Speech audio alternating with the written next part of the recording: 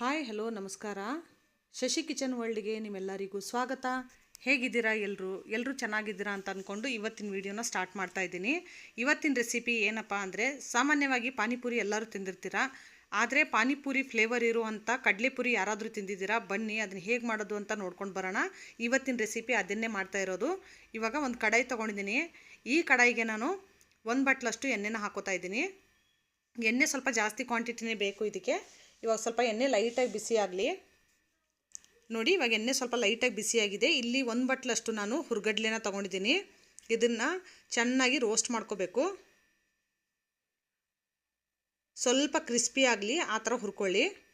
ನೋಡಿ, ಮೇಲೆಲ್ಲ ನೊರೆ ಬರೋಕ್ಕೆ ಸ್ಟಾರ್ಟ್ ಆಗಿದೆ. ಇದು ಕ್ರಿಸ್ಪ್ ಆದಮೇಲೆ ನೊರೆ ಕಮ್ಮಿ ಆಗುತ್ತೆ ಫ್ರೆಂಡ್ಸ್. ನೋಡಿ, ಸ್ವಲ್ಪ ಸ್ವಲ್ಪ ನೊರೆ ಕಮ್ಮಿ ಆಗ್ತಾ ಇದೆ. ಇವಾಗ ಇದನ್ನು ಒಂದು ಸರ್ತಿ ಮಿಕ್ಸ್ ಮಾಡಿಕೊಂಡು ತೆಗೆದುಬಿಡೋಣ. ನೋಡಿ, ಪರ್ಫೆಕ್ಟಾಗಿ ರೋಸ್ಟ್ ಕೂಡ ಆಗಿದೆ. ಫಸ್ಟು ವೈಟ್ ಇತ್ತು, ಇವಾಗ ಸ್ವಲ್ಪ ಗೋಲ್ಡನ್ ಕಲರ್ ಬಂದಿದೆ. ಇಷ್ಟಾದರೆ ಸಾಕು, ಇದಕ್ಕಿಂತ ಜಾಸ್ತಿ ಫ್ರೈ ಮಾಡ್ಕೊಳ್ಳೋದು ಬೇಡ. ಇವಾಗ ಇದೇ ಎಣ್ಣೆಗೆ 1 ಬಟ್ಲಷ್ಟು ಶೇಂಗಾ ಬೀಜ ಕೂಡ ಹಾಕೋತಾ ಇದ್ದೀನಿ.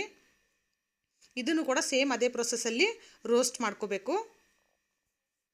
ಚೆನ್ನಾಗಿ ಶೇಂಗಾ ಕೂಡ ರೋಸ್ಟ್ ಆಗಲಿ. ನೋಡಿ, ಶೇಂಗಾ ಬೀಜ ಕೂಡ ರೋಸ್ಟ್ ಆಗಿದೆ, ನೋಡ್ತಾ ಇರ್ಬೋದು ನೀವು, ಕಾಣಿಸ್ತಾ ಇದೆ. ಇವಾಗ ಇದನ್ನು ಕೂಡ ನೀಟಾಗಿ ರೋಸ್ಟ್ ಮಾಡಿಕೊಂಡು ತೆಗೆದುಬಿಡೋಣ. ಆಗಿದೆ ಇದು, ಸಾಕು, ಇದಕ್ಕಿಂತ ಜಾಸ್ತಿ ಮಾಡ್ಕೊಳ್ಳೋದು ಬೇಡ. ತೆಗೆದುಬಿಡೋಣ ಇವಾಗ ಒಂದು ಪ್ಲೇಟ್ಗೆ. ಯಾವ ಪ್ಲೇಟಲ್ಲಿ ನಾನು ಅದೇನು ಹುರ್ಗಡ್ಲೆನ ತೆಗೆದಿಟ್ಕೊಂಡಿದ್ನೋ ಅದೇ ಪ್ಲೇಟ್ಗೆ ನಾನು ಶೇಂಗಾ ಬೀಜ ಕೂಡ ಹಾಕೋತಾ ಇದ್ದೀನಿ. ಈ ಸ್ನ್ಯಾಕ್ಸು ಟೀ ಟೈಮ್ಗಂತೂ ಹೇಳಿ ಮಾಡಿಸಿದಂಥದ್ದು, ತುಂಬ ಚೆನ್ನಾಗಿರುತ್ತೆ. ನೀವು ಕೂಡ ಒಂದು ಸರ್ತಿ ಟ್ರೈ ಮಾಡಿ ಇದನ್ನು. ಇವಾಗ ಈ ಎಣ್ಣೆಗೆ ಕೊತ್ತಂಬರಿನ, ಒಂದು ಹಿಡಿಯಷ್ಟು ಕೊತ್ತಂಬರಿನ ಕ್ಲೀನಾಗಿ ವಾಶ್ ಮಾಡಿ ಇಟ್ಕೊಂಡಿದ್ದೆ. ಈ ಕೊತ್ತಂಬರಿನೂ ಕೂಡ ಡೈರೆಕ್ಟಾಗಿ ಎಣ್ಣೆಗೆ ಹಾಕೊಳ್ಳಿ. ಕಟ್ ಮಾಡ್ಕೊಳ್ಳುವಂಥ ಅವಶ್ಯಕತೆ ಏನಿಲ್ಲ. ಡೈರೆಕ್ಟಾಗಿ ನೀವು ಬಿಡಿಸಿಟ್ಕೊಂಡಿರ್ತೀರಲ್ಲ, ನೀಟಾಗಿ 1-2 ಸರ್ತಿ ವಾಶ್ ಮಾಡಿಕೊಂಡು ಈ ಥರ ಎಣ್ಣೆಗೆ ಹಾಕೊಳ್ಳಿ. ನೋಡಿ, ಕೊತ್ತಂಬರಿ ಕೂಡ ಇದ್ರ ಒಳಗಡೆ ಇರೋ ಮಾಯ್ಶ್ಚರ್ ಎಲ್ಲ ಡ್ರೈ ಆಗಿ ಈ ಥರ ಕ್ರಿಸ್ಪ್ ಆಗಬೇಕು. ಆ ಥರ ಆದಾಗ ಇದನ್ನು ಕೂಡ ತೆಕ್ಕೊಂಬಿಡಿ. ನೋಡಿ, ಪರ್ಫೆಕ್ಟಾಗಿ ನೀರಿನ ಅಂಶ ಎಲ್ಲ ಡ್ರೈ ಆಗಿದೆ. ಇವಾಗ ತೆಗೆದುಬಿಡೋಣ ಕೊತ್ತಂಬರಿನೂ ಕೂಡ. ಇದನ್ನೊಂದು ಸಪ್ರೇಟ್ ಪ್ಲೇಟ್ಗೆ ತೆಗೆದಿಟ್ಕೊಳ್ಳಿ. ಇವಾಗ ಪುದೀನ ಕೂಡ ಅಷ್ಟೇ ಸೇಮ್ ನೀಟಾಗಿ ಕ್ಲೀನಾಗಿ ವಾಶ್ ಮಾಡಿ 1 ಹಿಡಿಯಷ್ಟು ಪುದೀನ ಕೂಡ ಹಾಕೋತಾ ಇದ್ದೀನಿ. ಇದನ್ನು ಕೂಡ ಫ್ರೈ ಮಾಡ್ಕೊಳ್ಳೋಣ ನೀಟಾಗಿ. ಇದು ಸೇಮ್ ಅದೇ ಪ್ರೊಸೆಸ್ಸಲ್ಲಿ. ಇದ್ರ ಒಳಗಡೆ ಇರೋ ನೀರಿನ ಅಂಶ ಎಲ್ಲ ಡ್ರೈ ಆಗಬೇಕು. ಡ್ರೈ ಆಗೋದು ಯಾವ ಥರ ಅಂದರೆ, ಇದು ಬಬಲ್ಸ್ ಏನೂ ಬರೋಲ್ಲ ಫ್ರೆಂಡ್ಸ್. ಬಬಲ್ಸ್ ಎಲ್ಲ ಬರೋ ಸ್ಟಾಪ್ ಆದಾಗ ಆಗಿದೆ ಅಂತ ಅರ್ಥ. ನೋಡಿ, ಈ ಥರ ಆಗಬೇಕು. ಪುದೀನ ಕೂಡ ಕ್ರಿಸ್ಪ್ ಆಗಿದೆ. ಇದನ್ನು ಕೂಡ ಕೊತ್ತಂಬರಿ ತೆಗೆದಿಟ್ಕೊಂಡಿದ್ದೀವಲ್ಲ ಅದೇ ಪ್ಲೇಟ್ಗೆ ಇದನ್ನು ಕೂಡ ತೆಗೆದಿಟ್ಕೊಳ್ಳೋಣ. ಇವಾಗ ಇದೇ ಎಣ್ಣೆಗೆ ಸ್ವಲ್ಪ ಕರಿಬೇವನ್ನು ಕೂಡ ಹಾಕ್ಕೊಂಡು ಕ್ರಿಸ್ಪ್ ಮಾಡ್ಕೊಳ್ಳೋಣ ಬನ್ನಿ.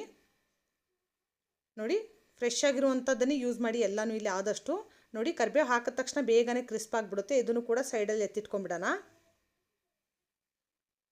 ನೋಡಿ, ಇದನ್ನು ಕೂಡ ಸೈಡಲ್ಲಿ ತೆಗೆದಿಟ್ಕೋತಾ ಇದ್ದೀನಿ. ಇವಾಗ ಇದೇ ಎಣ್ಣೆಗೆ ನನ್ನ ಖಾರದ ತಕ್ಕಂಗೆ ಒಂದು 10-12 ಹಸಿಮೆಣಸಿನ್ಕಾಯಿನ ಈ ಥರ ಕಟ್ ಮಾಡ್ಕೊಂಡಿದ್ದೀನಿ. ನಿಮ್ಮ ಖಾರದ ತಕ್ಕೊಂಡು ನೋಡಿ ನೀವು ಹಾಕ್ಕೊಳ್ಳಿ. ಸ್ವಲ್ಪ ಹಸಿಮೆಣಸಿನ್ಕಾಯಿ ಕಮ್ಮಿ ತಿನ್ನೋರು ಕಮ್ಮಿ ಹಾಕ್ಕೊಳ್ಳಿ.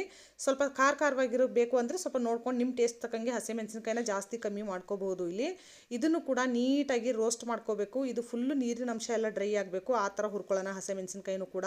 ನೀವು ಇಲ್ಲಿ ವಿಡಿಯೋದಲ್ಲಿ ನೋಡ್ತಾ ಇರಿ ಯಾವ ಥರ ಹುರ್ಕೋಬೇಕು ಅಂತ. ವಿಡಿಯೋನ ಮಾತ್ರ ಎಲ್ಲೂ ಸ್ಕಿಪ್ ಮಾಡೋಕ್ಕೆ ಹೋಗಬೇಡಿ. ಫುಲ್ ವಿಡಿಯೋ ನೋಡಿದ್ರೆ ಮಾತ್ರ ನಿಮಗೆ ಬರುತ್ತೆ ಫ್ರೆಂಡ್ಸ್. ಇವಾಗ ನೋಡಿ, ಹಸಿಮೆಣಸಿನ್ಕಾಯಿನೂ ಕೂಡ ಆಲ್ಮೋಸ್ಟ್ ಇಲ್ಲಿ ಫ್ರೈ ಆಗಿದೆ. ಇಷ್ಟಾದರೆ ಸಾಕು. ಇವಾಗ ಇದನ್ನು ಕೂಡ ತೆಗೆದುಬಿಡೋಣ. ಹಸಿಮೆಣಸಿನ್ಕಾಯಿನೂ ಕೂಡ ತುಂಬ ಚೆನ್ನಾಗಿರುತ್ತೆ ಫ್ರೆಂಡ್ಸ್, ನಿಜವಾಗ್ಲೂ ಹೇಳ್ತೀನಿ. ಪಾನಿಪುರಿ ಅಂತೂ ತಿಂದಿರ್ತೀವಿ, ಬಟ್ ಪಾನಿಪುರಿ ಫ್ಲೇವರ್ ಇರುವಂಥ ಕಡಲೆಪುರಿನೂ ಕೂಡ ನೀವು ಟೇಸ್ಟ್ ಮಾಡಿರಲ್ಲ ಅನಿಸುತ್ತೆ. ಬಟ್ ಈ ಥರ ರೆಸಿಪಿ ನೋಡ್ಕೊಂಡು ನೀವು ಮಾಡಿದ್ರೆ ಖಂಡಿತವಾಗ್ಲೂ ಪಾನಿಪುರಿ ಥರನೇ ಟೇಸ್ಟ್ ಇರುತ್ತೆ. ಆಮೇಲೆ ಟೀ ಟೈಮ್ಗಂತೂ ಹೇಳಿ ಮಾಡಿಸ್ದಂಗೆ ಇರುತ್ತೆ. ಯಾರಾದರೂ ಫ್ರೆಂಡ್ಸ್ ಅದೇನಾದರೂ ಮನೆಗೆ ಬಂದರೆ ನೀವು ಈ ಥರ ಪಾನಿಪುರಿ ಫ್ಲೇವರ್ ಇರುವಂಥ ಕಡಲೆಪುರಿನ ಅವ್ರಿಗೆ ಕೊಟ್ಟರೆ ಅವರು ಕೂಡ ಕೇಳ್ತಾರೆ ಈ ರೆಸಿಪಿನ ಹೇಗೆ ಮಾಡಿದ್ರಿ ಅಂತ. ಅಷ್ಟು ಚೆನ್ನಾಗಿರುತ್ತೆ. ಇವಾಗ ಏನು ನಾನು ಪುದೀನ, ಕೊತ್ತಂಬರಿ, ಹಸಿಮೆಣಸಿನ್ಕಾಯಿನ ಹುರಿದು ಪೇಸ್ಟ್ ಮಾಡ್ಕೊಂಡಿದ್ನಲ್ಲ, ಅದನ್ನ ಇವಾಗ ಡೈರೆಕ್ಟಾಗಿ ಎಣ್ಣೆಗೆ ಹಾಕೋತಾ ಇದ್ದೀನಿ. ನೀರೆಲ್ಲ ಏನೂ ಹಾಕೋಕ್ಕೆ ಹೋಗಬೇಡಿ. ಹಾಗೆ ಪೇಸ್ಟ್ ಮಾಡ್ಕೊಂಬಿಟ್ಟು ಈ ಥರ ಎಣ್ಣೆಗೆ ಹಾಕೊಂಬಿಡಿ. ಯಾಕಂದರೆ ಇನ್ನೊಂದು ಸ್ವಲ್ಪ ಮಿಕ್ಕಿದೇನಾದರೂ ಹಸಿ ಅಂಶ ಇದ್ದರೂ ಕೂಡ ಡ್ರೈ ಆಗುತ್ತೆ. ಯಾಕಂದರೆ ನಾವು ಈ ಥರ ಯಾಕೆ ಮಾಡ್ಕೋಬೇಕು ಅಂದರೆ, ಇದು ಎಲ್ಲ ಒಗ್ಗರಣೆ ನಾವು ಕಡಲೆಪುರಿಲಿ ಹಾಕಿದಾಗ ಕಡಲೆಪುರಿ ಮೆತ್ತಗಾಗಬಾರ್ದು, ಕ್ರಿಸ್ಪಿಯಾಗಿ ಇರಬೇಕು ಅನ್ನೋ ಉದ್ದೇಶ. ಇವಾಗ ಕರಿಬೇವನ್ನು ಕೂಡ ಹಾಕ್ಕೊಂಡಿದ್ದಾಯಿತು, ಫ್ರೈ ಮಾಡಿರುವಂಥ ಕರಿಬೇವನ್ನು ಕೂಡ. ಇವಾಗೆಲ್ಲನೂ ಒಂದು ಸತಿ ನೀಟಾಗಿ ಮಿಕ್ಸ್ ಮಾಡ್ಕೊಳ್ಳೋಣ. ಸ್ವಲ್ಪ ಘಾಟ ಎಲ್ಲ ಹೋಗಲಿ, ಸ್ವಲ್ಪ ಎಣ್ಣೆ ಜೊತೆ ಎಲ್ಲನೂ ಹೊಂದ್ಕೊಳ್ಳಿ, ಎಲ್ಲನೂ ಮಿಕ್ಸ್ ಆಗಿ ಅದರ ಹಸಿ ವಾಸನೆ ಏನಾದರೂ ಇದ್ದರೂ ಕೂಡ ಸ್ವಲ್ಪ ಕಮ್ಮಿ ಆಗಲಿ ಅನ್ನೋ ಉದ್ದೇಶಕ್ಕೆ. ಇವಾಗ ಎಲ್ಲ ಚೆನ್ನಾಗಿ ಫ್ರೈ ಆದಮೇಲೆ ಡ್ರೈ ಸ್ಪೈಸಸ್ನ ಸೇರಿಸ್ಕೋಬೇಕಾಗುತ್ತೆ. ಒಂದೊಂದಾಗಿ ತೋರಿಸ್ತೀನಿ ಬನ್ನಿ ಏನೇನು ಅಂತ. ಮೊದಲಿಗೆ ಅರಿಶಿನ ಹಾಕ್ಕೊಂಡಿದ್ದೀನಿ. ಇಲ್ಲಿ 2 ಟೇಬಲ್ ಸ್ಪೂನಷ್ಟು ಅರಿಶಿನ ಹಾಕ್ಕೊಂಡಿದ್ದೀನಿ.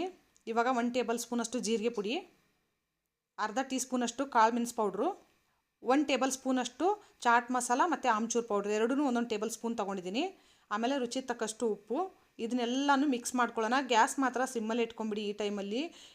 ಫುಲ್ ಸಿಮ್ಮಲ್ಲಿ ಇಟ್ಕೊಂಡ್ರೆ ಚೆನ್ನಾಗಿರುತ್ತೆ, ಇಲ್ಲಾಂದರೆ ಬೇಗ ಸೀದು ಹೋಗೋ ಚಾನ್ಸಸ್ ಇರುತ್ತೆ ಸ್ಪೈಸಸ್ ಎಲ್ಲ. ನೋಡಿ ಗ್ಯಾಸ್ ಎಲ್ಲ ಸಿಮ್ಮಲ್ಲಿ ಇಟ್ಕೊಂಡು ನೀಟಾಗಿ ಮಿಕ್ಸ್ ಮಾಡ್ಕೋತಾ ಇದ್ದೀನಿ. ಇವಾಗ ಹುರಿದಿಟ್ಕೊಂಡಿರುವಂಥ ಶೇಂಗಾ ಮತ್ತು ಹುರ್ಗಡ್ಲೆನೂ ಕೂಡ ಹಾಕೋತಾ ಇದ್ದೀನಿ. ನೋಡಿ ಈ ಥರ ಎಲ್ಲನೂ ಹಾಕೊಂಬಿಡಿ. ಇವಾಗ ಹಾಕ್ಕೊಂಡು ನೀಟಾಗಿ ಮಿಕ್ಸ್ ಮಾಡ್ಕೊಳ್ಳೋಣ ಫ್ರೆಂಡ್ಸ್ ಇದನ್ನು ಕೂಡ. ಯಾಕಂದರೆ ಖಾರ ಉಪ್ಪು ಮಸಾಲೆ ಎಲ್ಲನೂ ಪ್ರತಿಯೊಂದೂ ಕಡಲೆ ಬೀಜ ಜೊತೆ ಆಮೇಲೆ ಹುರ್ಗಡ್ಲೆ ಜೊತೆ ನೀಟಾಗಿ ಮಿಕ್ಸ್ ಆಗಬೇಕು. ಅದಕ್ಕೆ ನೋಡಿ ಎಲ್ಲನೂ ಮಿಕ್ಸ್ ಮಾಡ್ಕೊಂಡಿದ್ದಾದಮೇಲೆ ಗ್ಯಾಸ್ನ ಆಫ್ ಮಾಡ್ಕೊಂಬಿಡಿ. ಇವಾಗ ಗ್ಯಾಸ್ನ ಆಫ್ ಮಾಡಿಕೊಂಡು ಹುರ್ಗಡ್ಲೆ ನಾನು ಒಂದು ಪರಾತಲ್ಲಿ ತೆಗೆದಿಟ್ಕೊಂಡಿದ್ದೆ, ಅದಕ್ಕೆ ಇದು ಮಸಾಲೆಗಳನ್ನೆಲ್ಲ ಆ್ಯಡ್ ಮಾಡ್ಕೊಂಬಿಡೋಣ. ನೋಡಿ ಎಲ್ಲ ಮಸಾಲೆನೂ ಆ್ಯಡ್ ಮಾಡ್ಕೊಂಡಿದ್ದಾಯಿತು. ಇವಾಗ ಇದನ್ನು ಮಿಕ್ಸ್ ಮಾಡ್ಕೊಳ್ಳೋಣ. ಎಲ್ಲನೂ ನೀಟಾಗಿ ಮಿಕ್ಸ್ ಮಾಡ್ಕೋಬೇಕು, ಆವಾಗಲೇ ಚೆನ್ನಾಗಿರುತ್ತೆ. ಆಮೇಲೆ ಸಕ್ಕರೆ ಪುಡಿ ಕೂಡ ಹಾಕ್ಕೊಂಬಿಡಿ. ಇಲ್ಲಿ ಒಂದು 4 ಟೀ ಸ್ಪೂನಷ್ಟು ಸಕ್ಕರೆ ಪುಡಿ ತೊಗೊಂಡಿದ್ದೀನಿ. ಸಕ್ಕರೆ ಪುಡಿ ಹಾಕ್ಕೊಂಡು ನೀಟಾಗಿ ಮಿಕ್ಸ್ ಮಾಡ್ಕೊಳ್ಳಿ. ಇಲ್ಲಿ ನೀವು ನಿಂಬೆಹಣ್ಣು ಕೂಡ ಹಾಕೋಬೋದು, ಆದರೆ ನಿಂಬೆಹಣ್ಣು ಹಿಂಡ್ಕೊಳ್ಳೋದ್ರಿಂದ ಏನಾಗುತ್ತಂದರೆ ಕಡಲೆಪುರಿ ಮೆತ್ತಗಾಗ್ಬಿಡುತ್ತೆ ಫ್ರೆಂಡ್ಸ್. ಅದಕ್ಕೋಸ್ಕರ ನಾನು ಈ ನಿಂಬೆಹಣ್ಣನ್ನ ಸ್ಕಿಪ್ ಮಾಡಿದ್ದೀನಿ.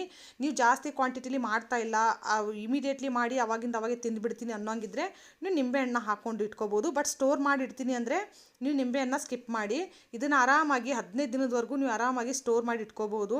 ಯಾರಾದರೂ ಫ್ರೆಂಡ್ಸು ನೆಂಟರು ಯಾರಾದರೂ ಬಂದರೂ ಈ ಥರ ಟೀ ಜೊತೆ ಸ್ನ್ಯಾಕ್ಸ್ ಕೊಟ್ಟರೆ ಅವರು ಕೂಡ ತುಂಬಾ ಖುಷಿ ಪಡ್ತಾರೆ. ರೆಸಿಪಿ ನಿಮಗೆ ಇಷ್ಟ ಆಗಿದೆ ಅಂತ ಅಂದ್ಕೊತೀನಿ. ಇನ್ನೂ ನನ್ನ ಚಾನೆಲ್ನ ಯಾರೆಲ್ಲ ಸಬ್ಸ್ಕ್ರೈಬ್ ಮಾಡಿಲ್ಲ ಅವರು ನನ್ನ ಚಾನೆಲ್ನ ಸಬ್ಸ್ಕ್ರೈಬ್ ಮಾಡ್ಕೊಳ್ಳಿ. ರೆಸಿಪಿ ಇಷ್ಟ ಆದರೆ ಲೈಕ್ ಶೇರ್ ಸಬ್ಸ್ಕ್ರೈಬ್ ಮಾಡೋದನ್ನು ಮರಿಬೇಡಿ. ಹಾಗೆ ನಿಮ್ಮ ಫ್ಯಾಮಿಲಿ ಫ್ರೆಂಡ್ ಜೊತೆ ಕೂಡ ಶೇರ್ ಮಾಡಿ friends. Thank you for watching.